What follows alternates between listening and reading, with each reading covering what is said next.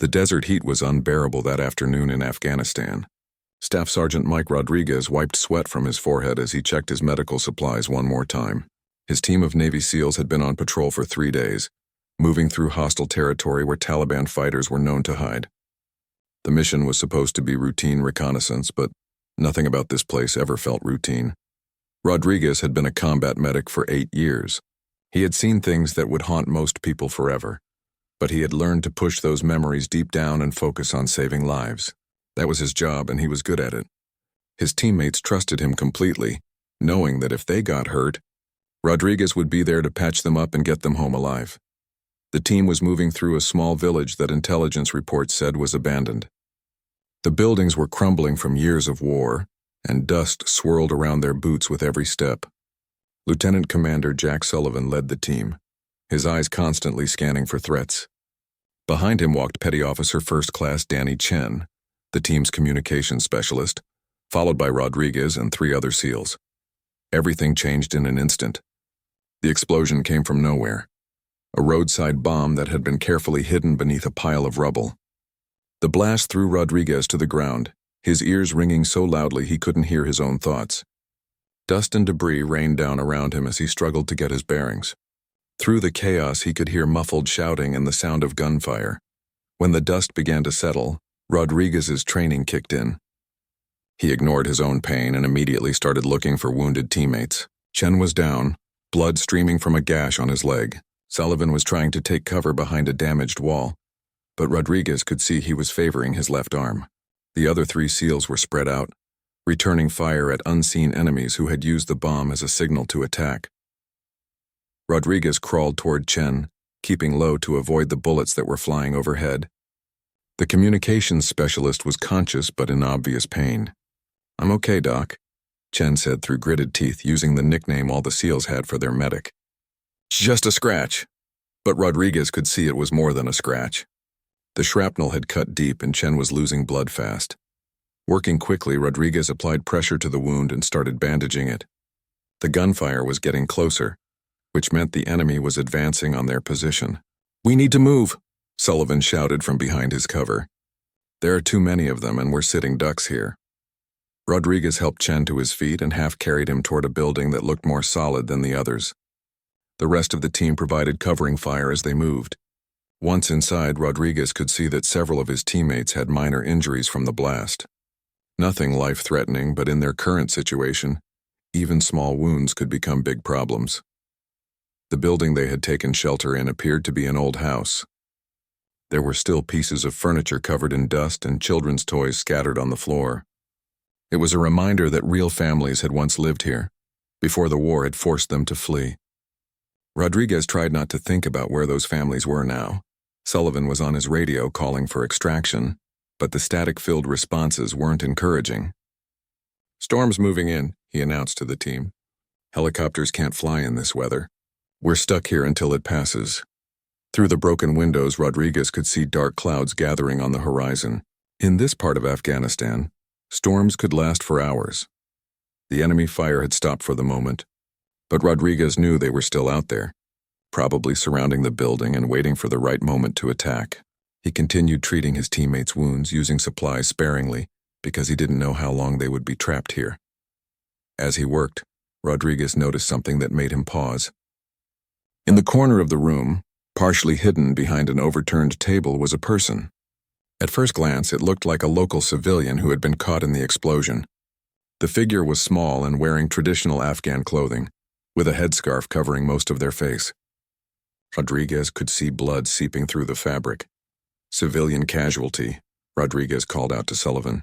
"Looks like someone was hiding in here when the bomb went off." He moved toward the injured person, his medical training overriding any concerns about potential threats. Saving lives was what he did, regardless of who needed help. The injured person was unconscious, breathing shallow but steady. Rodriguez carefully began examining the wounds, noting what appeared to be shrapnel injuries to the torso and arms. As he started to remove clothing to better assess the damage, something caught his attention. These weren't the soft hands of a civilian. They were calloused and scarred in ways that spoke of hard training and combat experience. Rodriguez paused, looking more closely at the person he was treating. There was something about the muscle tone, the way the body was positioned even while unconscious, that seemed wrong for an ordinary villager. His instincts, honed by years of combat experience, were telling him that this wasn't what it appeared to be. But wounded was wounded, and Rodriguez had taken an oath to help anyone who needed medical attention. He continued his examination, carefully cleaning and bandaging the wounds. As he worked, the storm outside began to intensify. Rain started falling heavily, and the wind howled through the broken windows of the old house. The enemy had gone quiet, probably taking shelter from the storm just like Rodriguez and his team. It gave them a temporary reprieve, but Rodriguez knew that once the weather cleared, they would be in for a fight. He just hoped the helicopters would be able to reach them before that happened. As he finished treating the unconscious stranger, Rodriguez couldn't shake the feeling that there was more to this person than met the eye. In a war zone, nothing was ever simple, and everyone had secrets. He would keep treating the wounds and keep his suspicions to himself for now, but he would also stay alert. In Afghanistan, the difference between friend and enemy could mean the difference between life and death. The storm raged outside for what felt like hours. Rodriguez continued monitoring his patients, checking Chen's bandages and making sure the other wounded SEALs were stable. The unconscious civilian remained motionless, but their breathing had improved since Rodriguez had treated the wounds. The medic found himself glancing at the mysterious figure more often than he should have, unable to shake his growing suspicions. Lieutenant Commander Sullivan approached Rodriguez quietly. "How are they doing, Doc?" he asked, nodding toward the wounded SEALs. His own arm was in a makeshift sling, but he was still focused on his team's welfare and their tactical situation. "Chen's stable, but he's lost a fair amount of blood," Rodriguez replied, keeping his voice low. "The others have minor injuries that shouldn't slow them down much. But sir, there's something about our civilian friend over there that doesn't sit right with me." Sullivan looked toward the unconscious figure. "What do you mean?" Rodriguez hesitated before speaking. The hands, the muscle tone, even the way they're lying there. "This isn't some village farmer or shopkeeper. I've seen enough soldiers to recognize the signs. This person has military training and recent combat experience." Before Sullivan could respond, Petty Officer Chen called out weakly from where he was resting. "Lieutenant Commander, I'm picking up radio chatter. Sounds like our friends outside are regrouping. They're planning something for when the storm passes." Sullivan moved to Chen's position and took the radio. The communications were in a local dialect, but Chen had enough language training to understand the basics. "They know we're trapped in here," Chen translated. "They're bringing more fighters, including some kind of specialist. They want us alive if possible." Rodriguez felt a chill that had nothing to do with the storm. Being captured alive in Afghanistan was often worse than being killed in battle. He looked again at the unconscious civilian and made a decision. "Sir, I need to wake them up. If this person is who I think they might be, we need answers before those reinforcements arrive." Sullivan nodded grimly. "Do it, but be careful. If they are hostile, we can't afford to take any chances." Rodriguez moved back to the unconscious figure and began checking their pulse and pupil response. As he lifted an eyelid to check for signs of consciousness, the person suddenly grabbed his wrist with surprising strength. Rodriguez found himself staring into alert, intelligent eyes that definitely did not belong to an ordinary civilian. "Where am I?" the person asked in accented but clear English. The voice was feminine, which surprised Rodriguez even more than the fact that she had been faking unconsciousness. "You're in a safe place," Rodriguez replied carefully, not removing his wrist from her grip. "You were injured in an explosion. I'm a medic. I've been treating your wounds." The woman released his wrist and slowly sat up, wincing from her injuries but moving with the controlled grace of someone used to working through pain. She looked around the room, taking in the armed SEALs in their tactical positions with the practiced eye of a professional soldier. "American Special Forces," she said, more as a statement than a question. "Navy SEALs from your equipment." Her eyes settled on Rodriguez. "You saved my life. That's what medics do," Rodriguez replied. "But I think you and I both know you're not just an innocent bystander caught in the wrong place at the wrong time." The woman was quiet for a long moment, seeming to weigh her options. Outside, the storm was beginning to weaken, which meant their temporary safety would soon be over. Finally, she spoke again. "My name is Amara. I was an intelligence operative for the Afghan National Army. I was tracking the same Taliban cell that attacked you today. She paused, touching the bandages Rodriguez had applied. They discovered my identity 3 days ago. I've been running ever since. Sullivan had been listening to the conversation while keeping watch at the window. Can you prove that? He asked bluntly. Amara reached slowly into a hidden pocket in her clothing, moving carefully to avoid triggering any aggressive response from the SEALs. She pulled out a small device that Rodriguez recognized as a military-grade GPS tracker. This contains intelligence about Taliban movements in this region, locations of weapons caches, safe houses, planned attacks. I was trying to get it to your base when they caught up with me. Rodriguez examined the device briefly before handing it to Sullivan. The technology was definitely military-grade, not something a civilian would have access to. But in Afghanistan, nothing was ever simple, and trust was a luxury they couldn't afford. Even if you're telling the truth, Sullivan said, we can't verify any of this until we get back to base. Right now, our priority is survival. Chen's voice interrupted them. Sir, the radio chatter is increasing. I think they're getting ready to move on us.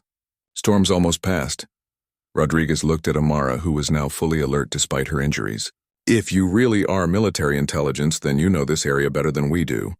Is there another way out of this building? Amara struggled to her feet, refusing Rodriguez's offer of help. She moved to a section of the wall that looked solid but knocked on it in several places. There's a tunnel, she said finally. These old houses were connected underground during the Soviet War. The entrance is behind this wall, but it's been sealed for years. Can we break through? Sullivan asked. With explosives, yes. But the noise will bring them running. Amara studied their faces. However, there's something else. The tunnel leads to an old well about 200 meters from here. If we can reach it quietly, we might be able to get out of their encirclement. Rodriguez was torn between hope and suspicion. This woman's story could be true, but it could also be an elaborate trap. In his experience, when something seemed too convenient in Afghanistan, it usually was. But with enemy reinforcements closing in and no air support available, they might not have any other choice. How do we know you're not leading us into an ambush? Rodriguez asked directly. Amara met his eyes steadily. Because if I wanted you dead, I could have killed you while you were treating my wounds. You were completely focused on your medical work, completely vulnerable. She gestured toward Rodriguez's sidearm. I could have taken your weapon and shot all of you before anyone could react. It was a sobering point. Rodriguez realized she was right. He had been so focused on treating her injuries that he had ignored basic security protocols. If she had been an enemy, she had already missed her best opportunity to harm them. Sullivan made the decision. Show us this tunnel, but understand that if this is a trap, you'll be the first one to die. Amara nodded grimly. Fair enough, but we need to move fast. Once they realize we're gone, they'll search everywhere. Rodriguez quickly gathered his medical supplies while the other SEALs prepared to move. As he worked, he found himself watching Amara more closely. Her movements, the way she checked her own wounds, the professional way she assessed their tactical situation, everything about her suggested real military training. But in Afghanistan, appearances could be deadly deceiving. Breaking through the sealed wall took longer than anyone wanted. The SEALs worked in shifts, using knives and rifle butts to chip away at the old mortar while keeping noise to a minimum. Amara guided them to the weakest points in the wall, showing knowledge of construction techniques that surprised Rodriguez. Every few minutes, Chen would update them on the enemy radio chatter, reporting that the Taliban fighters were getting restless as the storm cleared. Finally, they created an opening large enough for a person to crawl through. The tunnel beyond was dark and narrow, barely wide enough for a single person. The air was stale and filled with dust that had been undisturbed for decades. Rodriguez could smell moisture and decay, suggesting that parts of the tunnel system might have collapsed over the years. I'll go first, Amara said, preparing to enter the tunnel despite her injuries. Not happening, Sullivan replied firmly. Chen, you're our smallest. You go first with night vision. Doc, you follow to keep an eye on our guest. I'll bring up the rear. Rodriguez understood the tactical thinking. Chen would scout ahead for dangers, Rodriguez would monitor Amara for any signs of deception, and Sullivan would watch their backs. It was smart positioning that kept the unknown element under observation while maintaining security. The tunnel was even more claustrophobic than it looked. Rodriguez found himself crawling on his hands and knees through passages that seemed to get narrower with each meter. His medical pack caught on the rough walls, and he had to redistribute his supplies to fit through some sections. Behind him, he could hear Sullivan breathing heavily, the lieutenant commander's injured arm making the crawl more difficult. Amara moved ahead of Rodriguez with surprising agility despite her wounds. She seemed to know exactly where she was going, turning at intersections without hesitation. Rodriguez began to worry that she was leading them deeper into Taliban territory rather than toward safety. In the darkness, with only Chen's night vision device providing any light, it would be easy for them to become completely lost. How much further? Rodriguez whispered to Amara. Not far now. Maybe 50 meters. Her voice was strained, and Rodriguez could tell that the physical effort was taking a toll on her injuries. The tunnel splits ahead. We take the left passage to reach the well. Chen's voice came back through the darkness. I see the split. Both passages look clear, but the left one slopes upward. There was a pause. Wait, I'm hearing something from up ahead. Voices. Everyone froze. In the confined space of the tunnel, even whispered voices seemed loud. Rodriguez could feel his heart pounding as he strained to hear what Chen had detected. After a few moments, he could make out faint voices speaking in what sounded like the local dialect. They found the tunnel entrance, Amara whispered. Someone must have known about the old passages. Sullivan's voice was grim. Can we go back? Not without running right into them, Chen reported. I can see lights moving in the main tunnel behind us. Rodriguez realized they were trapped between enemy forces. The Taliban fighters had discovered their escape route and were now searching the tunnel system from both ends. In the narrow confines of the underground passages, there would be no room for a firefight. Anyone caught in here would be sitting ducks. There's another way, Amara said quietly. A maintenance shaft that leads to the surface. It's not far from here, but it's a difficult climb, especially for wounded men. Rodriguez was getting tired of being dependent on information from someone he still didn't completely trust. How do you know so much about these tunnels? Because I helped map them, Amara replied. 2 years ago, when we were trying to understand the Taliban's smuggling routes through this village. These tunnels were used to move weapons and supplies. We documented every passage. It made sense, but Rodriguez still felt uneasy. In his experience, when you were surrounded by enemies in enemy territory, trusting strangers usually got you killed, but with hostile forces closing in from both directions, they were running out of options fast. Show us, Sullivan ordered. Amara led them down a side passage that was even narrower than the main tunnel. Rodriguez had to remove his pack and push it ahead of him to fit through some sections. The ceiling was so low that they had to crawl on their bellies, and Rodriguez began to worry about getting stuck. Behind him, he could hear Sullivan struggling with his injured arm. The voices in the main tunnel were getting louder, which meant the search teams were getting closer. Rodriguez estimated they had maybe 5 minutes before the Taliban fighters reached their current position. That wasn't much time to find and climb an unknown maintenance shaft. Here, Amara said, stopping at what looked like a solid section of tunnel wall. The shaft is behind this panel. Chen examined the wall with his night vision equipment. I see it. Looks like there's a removable section here. He began working to pry it open, but the panel was stuck after years of neglect. Rodriguez moved forward to help, using his combat knife to work around the edges of the panel. As they labored to open it, the voices in the main tunnel got closer. Rodriguez could now make out individual words and knew that the search teams would reach their side passage within minutes. The panel finally gave way, revealing a vertical shaft that disappeared into darkness above them. The walls were rough stone with metal brackets that had once held a ladder. Most of the ladder was gone, leaving only occasional pieces of rusted metal attached to the walls. This is our way out? Sullivan asked incredulously. It leads to an old pump house about 30 meters above us, Amara explained. The building is abandoned, but it's outside the Taliban perimeter. From there, we can signal for extraction. Rodriguez looked up into the darkness of the shaft. Even with his night vision equipment, Chen couldn't see the top. The remaining ladder pieces looked fragile and were spaced far apart. With wounded team members and limited time, it would be an extremely dangerous climb. I'll go first, Chen said, beginning to pull himself up into the shaft. If I can make it, I'll drop a rope for the rest of you. Rodriguez watched Chen disappear into the darkness above. The communications specialist was their best climber, but even he was struggling with his leg wound.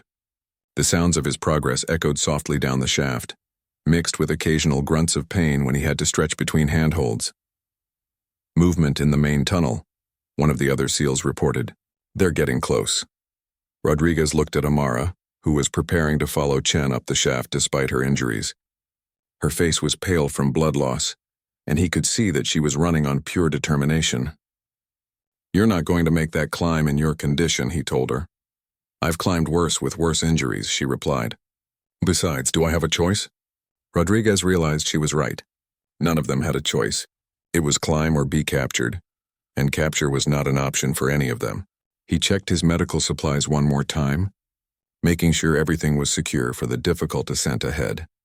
The voices in the tunnel were very close now, and Rodriguez could see the glow of flashlights reflecting off the tunnel walls. In a few more minutes, the Taliban search team would find their hiding place.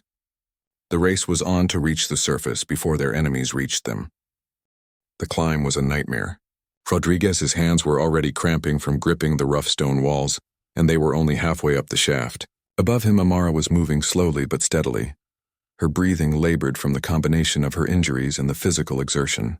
Chen had disappeared into the darkness above them, and Rodriguez hoped the communications specialist had made it to the top safely. Below Rodriguez, Sullivan was struggling more than he wanted to admit. The lieutenant commander's injured arm made it nearly impossible to maintain a secure grip, and Rodriguez could hear him breathing heavily with each upward movement.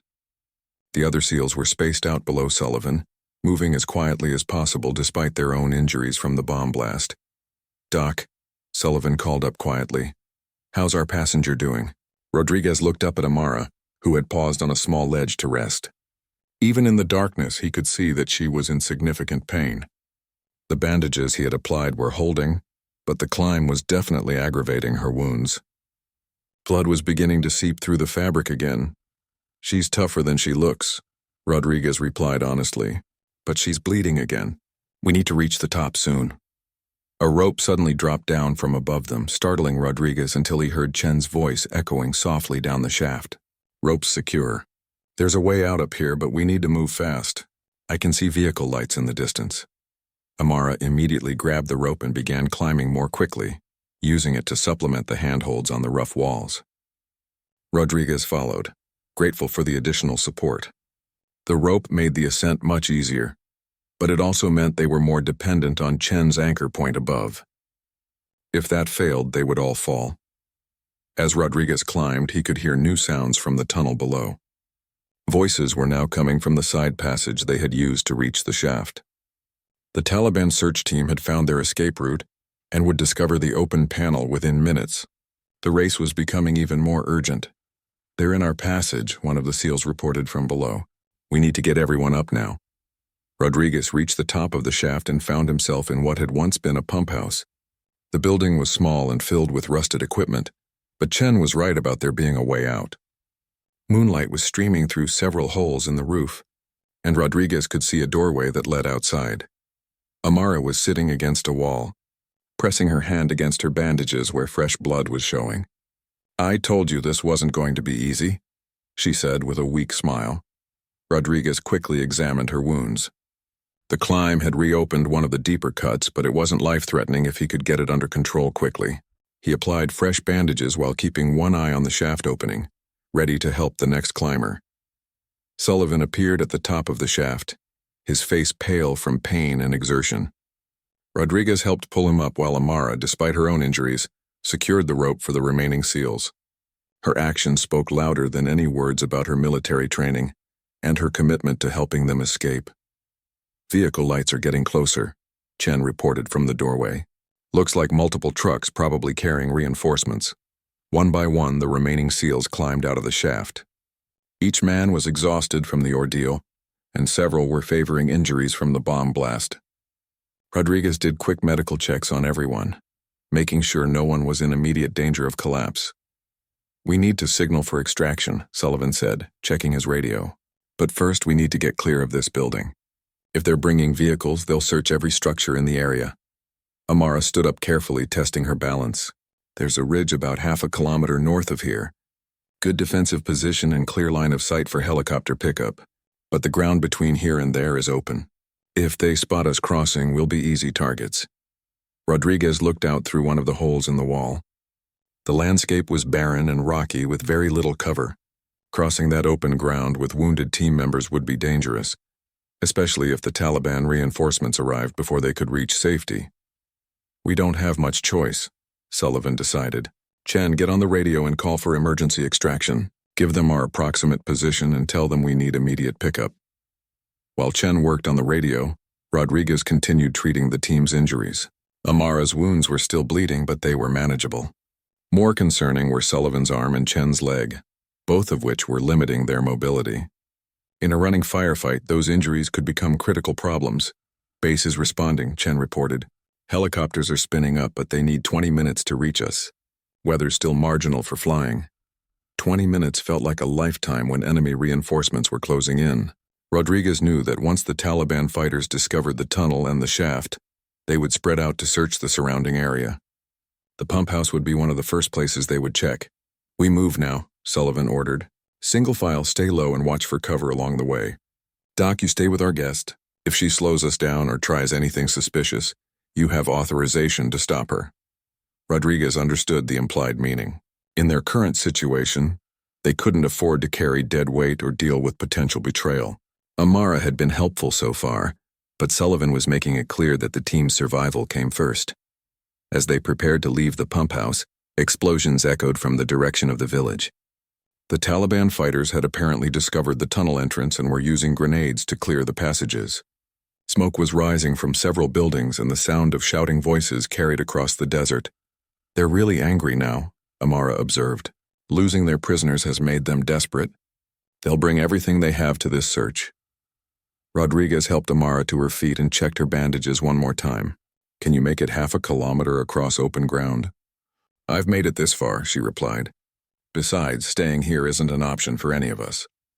Chen took point as they left the pump house, moving in a tactical formation that kept the wounded members protected in the center. Rodriguez stayed close to Amara, ready to provide medical support or security as needed. The moonlight made the rocky terrain easier to navigate, but also made them more visible to anyone looking in their direction. They had covered about 100 meters when the first vehicle lights appeared near the village. Rodriguez counted at least 3 sets of headlights, which meant the Taliban had brought significant reinforcements to the search.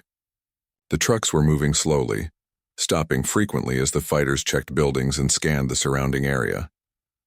They're being systematic, Sullivan observed. It won't take them long to reach the pump house. Rodriguez looked back toward the building they had just left. When the Taliban fighters discovered the shaft and realized how the Americans had escaped, they would know exactly which direction to search. The ridge that was their destination would become an obvious target. How much further? Rodriguez asked Amara. 300 meters, maybe less. She was breathing hard but keeping pace with the team. There's a gully just ahead that will give us some cover for the final approach. Rodriguez hoped the helicopters would arrive on time. 20 minutes had seemed long enough when they were hiding in a building, but crossing open ground with enemy vehicles searching for them made every second feel critical. Their extraction window was narrow, and if they missed it, they might not get another chance. The gully Amara had mentioned provided welcome cover, but it also slowed their progress significantly. The rocky depression was filled with loose stones that shifted underfoot, making quiet movement nearly impossible. Rodriguez stayed close behind Amara, ready to catch her if she stumbled. Her injuries were clearly taking a toll, but she continued moving without complaint. Vehicle at the pump house, Chen reported quietly from his position at the front of their formation. They found our exit point. Rodriguez risked a glance back toward the building they had escaped from. Flashlight beams were dancing around the structure as Taliban fighters searched inside. It wouldn't take them long to discover the shaft and realize how their quarry had escaped. Once they figured out the escape route, the search would expand rapidly. How much time do we have before the helicopters arrive? Sullivan asked Chen. 12 minutes, sir, but they're requesting confirmation of the landing zone and enemy positions. Rodriguez knew that helicopter pilots needed accurate information before attempting a combat extraction. Flying into an active firefight without proper intelligence was extremely dangerous, especially in marginal weather conditions. But 12 minutes felt like an eternity when enemies were closing in from multiple directions. Amara suddenly grabbed Rodriguez's arm and pointed toward a section of the gully wall. There, she whispered. Do you see that opening? Rodriguez looked where she was pointing, and saw what appeared to be a cave or crevice in the rock wall. It was partially hidden by fallen stones and desert vegetation, making it nearly invisible unless you knew exactly where to look. Another hiding place? Rodriguez asked. Better than that. It's a weapons cache that was abandoned years ago. If it hasn't been discovered, there might be equipment we can use. Amara was already moving toward the opening. Radio equipment, ammunition, maybe even medical supplies. Sullivan overheard the conversation and made a quick decision. Check it out, but make it fast. We can't afford to get trapped in another hole in the ground. Rodriguez followed Amara into the crevice, which opened into a small cave. The space was larger than it appeared from outside, extending back into the hillside for several meters. As Rodriguez's eyes adjusted to the darkness, he could see metal containers and wooden crates stacked against the walls. Soviet era, Amara explained, opening one of the metal containers. Left over from the war in the 1980s, the Mujahideen used caves like this to store weapons and supplies. She pulled out what looked like a field radio. Some of this equipment might still be functional. Rodriguez examined the medical supplies while Amara worked on the radio. Most of the medications were too old to be useful, but there were bandages and antiseptic supplies that could supplement his dwindling kit. More importantly, there were several flares that could be used to signal the extraction helicopters. I've got something, Amara announced. She had managed to get the old radio working and was listening to communications on several frequencies. Taliban tactical frequency. They're coordinating the search and they know about the ridge. Rodriguez felt his stomach drop. If the enemy knew their destination, the extraction point was compromised. What are they saying? They're setting up blocking positions along the ridge. Vehicles are moving to cut off access from the south and east. Amara continued listening, but they haven't found this cache yet. They're focusing their search on the open ground between the pump house and the ridge. Sullivan appeared at the cave entrance. What's the situation? Rodriguez quickly briefed him on what they had learned. The lieutenant commander's expression grew grim as he absorbed the tactical implications. Their planned extraction site was now a trap, but they had no alternative landing zone prepared. Options? Sullivan asked. Amara looked up from the radio. There's a secondary ridge about a kilometer to the west. It's not as good a defensive position, but the Taliban don't seem to know about it yet. The ground between here and there is rougher, but it offers more cover. That adds time we don't have, Sullivan pointed out. The helicopters will be here in 10 minutes expecting to find us at the original coordinates. I can contact them on this radio, Amara offered. It's old, but it should reach aircraft frequencies. If I can establish communication, we can redirect them to the alternate location. Rodriguez was amazed by how helpful Amara continued to be, despite her injuries and their previous suspicions about her identity. Every action she took seemed designed to help them escape, but a small part of his mind still wondered if this was all part of an elaborate deception. Chen's voice interrupted his thoughts. Movement near the gully entrance. At least 6 fighters moving this way. Sullivan made an immediate decision. We use the alternate extraction site. Amara, get on that radio and contact our aircraft. Everyone else, gather what supplies you can carry and prepare to move. Rodriguez quickly stuffed medical supplies and flares into his pack, while Amara worked frantically with the radio equipment.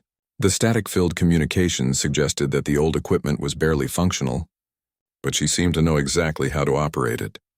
Extraction team, this is ground unit requesting redirect. Amara spoke into the radio microphone. Her English was precise and professional, using proper military communication protocols. Original LZ is compromised. Requesting immediate redirect to alternate coordinates.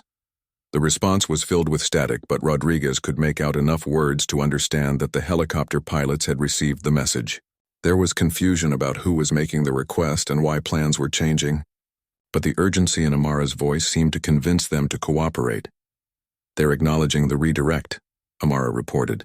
New extraction time is 15 minutes at the western ridge. That gives us a chance, Sullivan said. But we need to move now. Chen, what's the situation outside?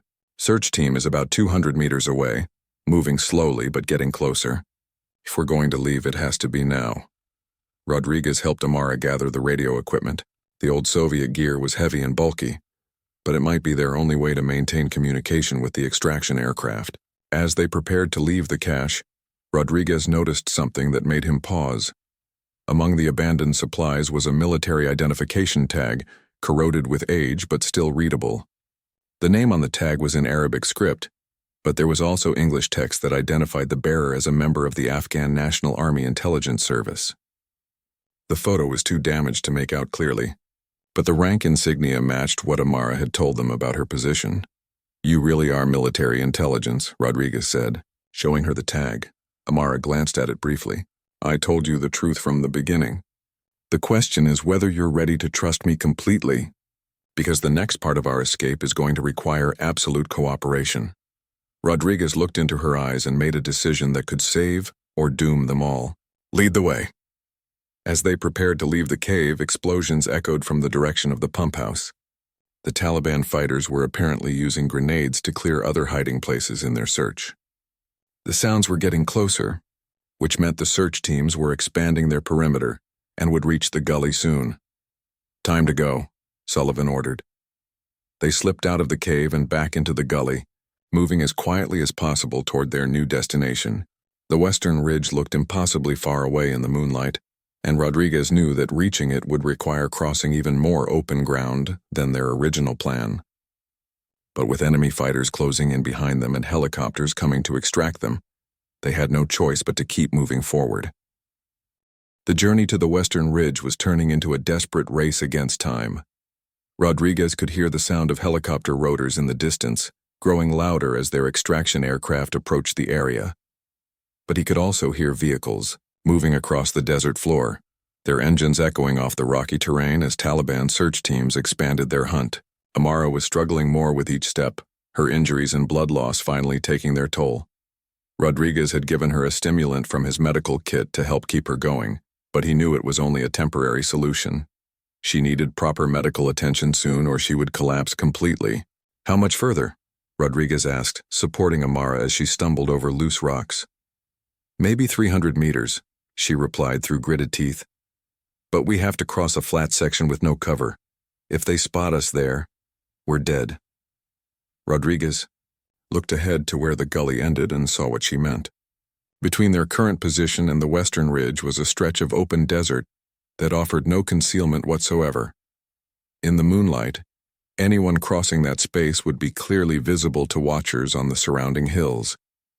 Sullivan was monitoring the radio traffic, trying to coordinate with the approaching helicopters while keeping track of enemy movements. "Birds are 2 minutes out," he reported, "but they're picking up multiple heat signatures moving toward our area. The Taliban have brought a lot of reinforcements." "There's something else," Chen added grimly. "I'm picking up radio chatter about heavy weapons. Sounds like they've brought rocket-propelled grenades to this party." Rodriguez felt his blood run cold. RPGs could take down helicopters easily, especially during the vulnerable moments of landing and takeoff. If the Taliban had positioned anti-aircraft weapons around the extraction site, their rescue could turn into a death trap for both the SEALs and the helicopter crews. "We need to warn the pilots," Rodriguez said. Amara was already working with the radio equipment they had taken from the cache. "Extraction team, be advised that ground forces have anti-aircraft weapons. Repeat, enemy has RPGs in the area." The response from the helicopters was immediate and professional. The pilots acknowledged the threat and began discussing alternative approaches that would minimize their exposure to ground fire. Rodriguez could hear the tension in their voices as they calculated risks and options. "They're going to make a fast approach from the north," Amara translated. "Minimal time on the ground, so we need to be ready for immediate boarding." Sullivan gathered his team around him for final instructions. "When those helicopters come in, we move fast and we move together. Nobody gets left behind, but we can't afford any delays. Doc, you stay with our intelligence friend and make sure she makes it aboard." Rodriguez nodded, understanding the assignment. Amara had proven herself valuable, but she was also wounded and might slow down the extraction if she collapsed at the wrong moment. It was Rodriguez's job to make sure that didn't happen. The sound of rotor blades was getting much louder now, and Rodriguez could see lights moving across the sky.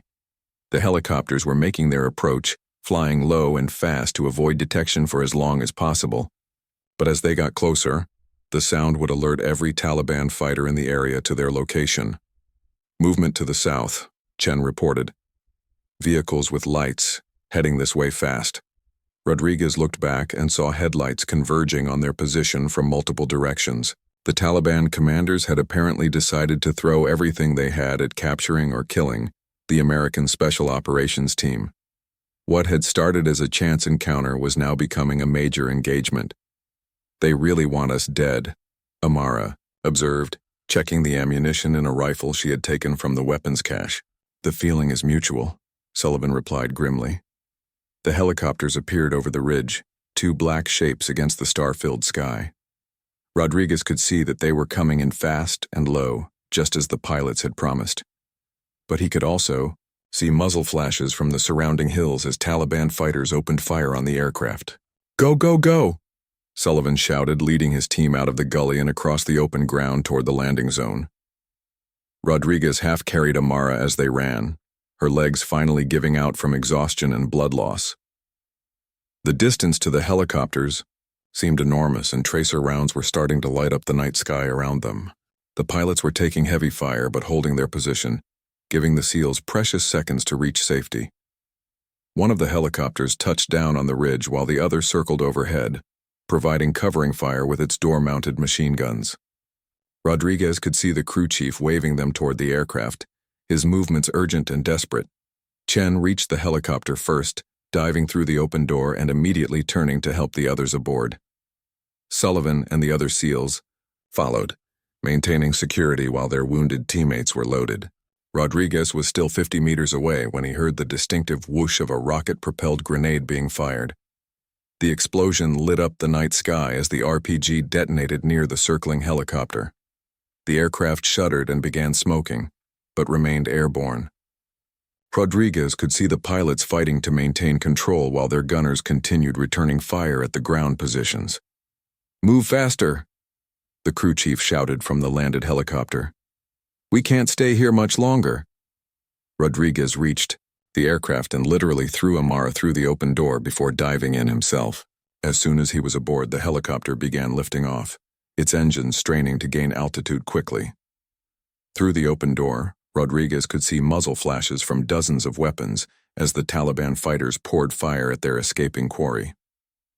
The damaged helicopter was struggling to stay airborne, black smoke streaming from its engine compartment. Rodriguez watched in horror as it began losing altitude, the pilots desperately trying to nurse their wounded aircraft back to base. But they were still over hostile territory, and a forced landing would mean death or capture for everyone aboard. "Can we help them?" Rodriguez asked the crew chief. "Not unless you can fix a damaged turbine in mid-flight," the man replied. "They're on their own now." Rodriguez looked at Amara, who was unconscious again from exhaustion and blood loss. Her breathing was steady but shallow, and her pulse was weak. She had pushed herself far beyond normal human limits to help them escape, and Rodriguez wasn't sure she would survive the flight back to base without immediate medical attention. "How long to the hospital?" he asked. 20 minutes if we push it," the crew chief replied. "Is she going to make it?" Rodriguez checked Amara's vital signs again and started an IV line to replace some of her lost blood volume. "She'll make it," he said with more confidence than he felt. "She's tougher than she looks."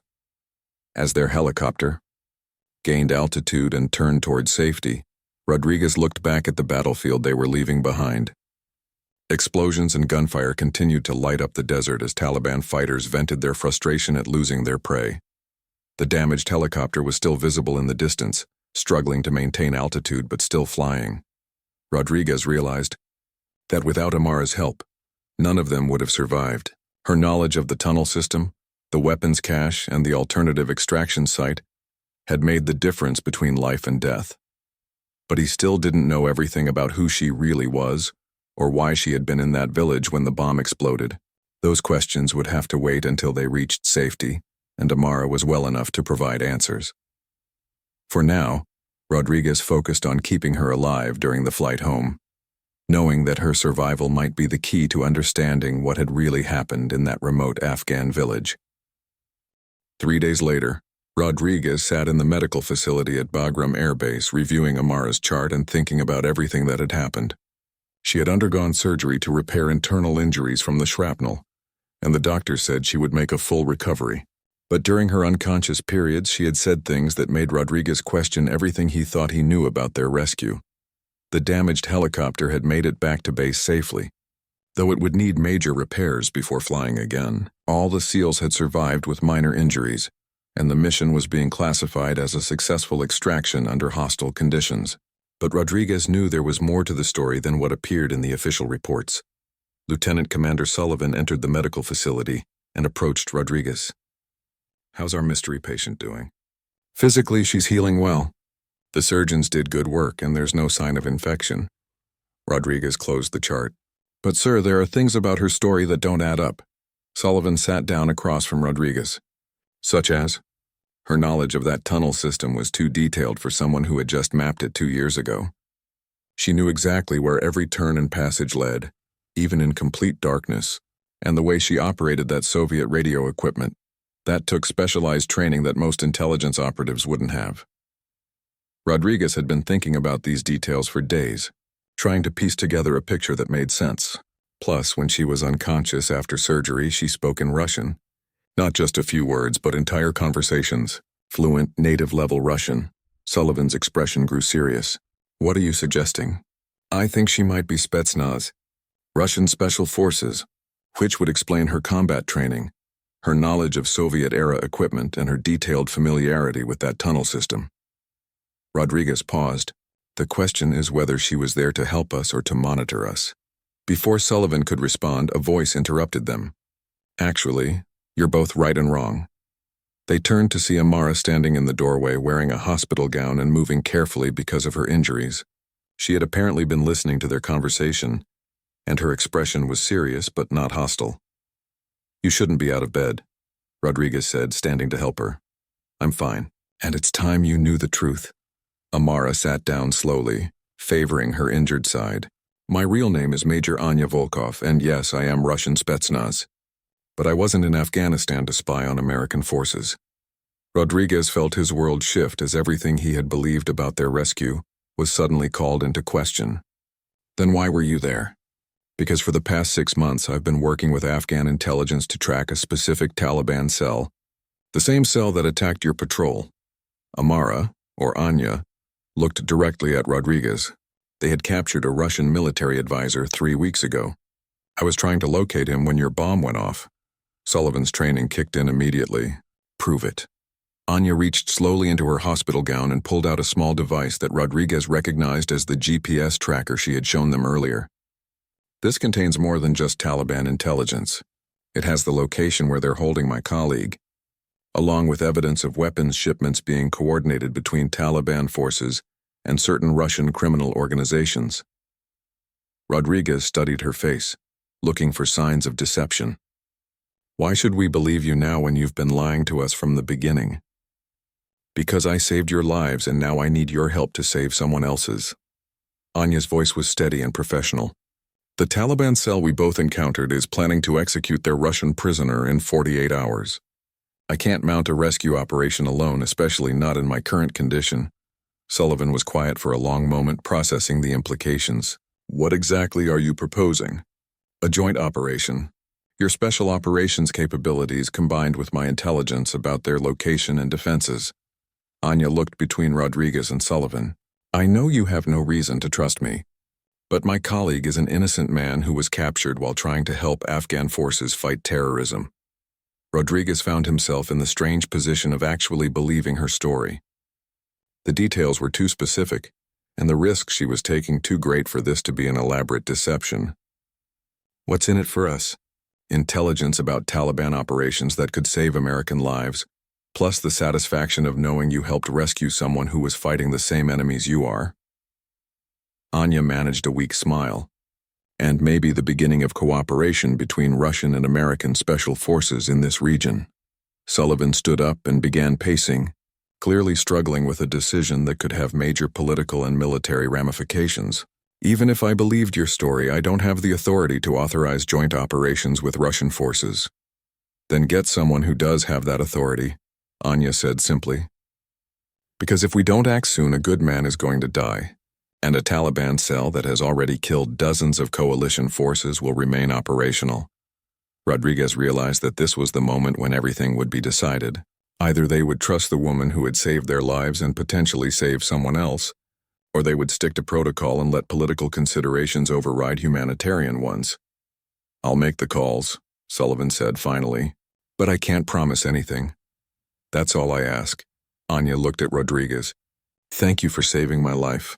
In my culture, that creates a debt that must be repaid." Rodriguez helped her back to her hospital bed, still processing everything he had learned. "Why did you really help us escape? You could have revealed your identity in that tunnel and asked for our assistance directly. Because in that moment, wounded and surrounded by enemies, the only thing that mattered was survival, your survival and mine." Anya settled back onto the bed carefully. Everything else was politics and complications that could be sorted out later.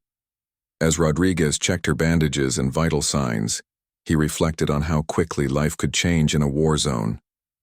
3 days ago, Amara had been a mysterious civilian caught in an explosion. Now she was Major Anya Volkov, a Russian Special Forces officer proposing joint operations against a common enemy. "Will you recommend the joint operation?" Anya asked quietly. Rodriguez considered his answer carefully. "I'll recommend that we help someone who helped us. Whether that leads to bigger cooperation between our countries isn't my decision to make." "Fair enough." Anya closed her eyes, exhaustion finally catching up with her. Sometimes the most important alliances begin with one person helping another, regardless of what uniforms they wear. Rodriguez finished his medical examination and prepared to leave, knowing that he would need to brief his superiors on everything he had learned. But as he reached the door, he turned back to look at the woman who had changed his understanding of who could be an ally in this complicated war. "For what it's worth," he said, "I think your colleague is lucky to have someone like you looking out for him." "We look out for each other," Anya replied. "It's what soldiers do, regardless of which flag they serve under." Rodriguez left the medical facility knowing that whatever happened next, his perspective on the war in Afghanistan had been forever changed by a wounded woman who had turned out to be much more than she appeared. Sometimes the most important lessons came from the most unexpected teachers, and sometimes the best allies were found in the most unlikely places.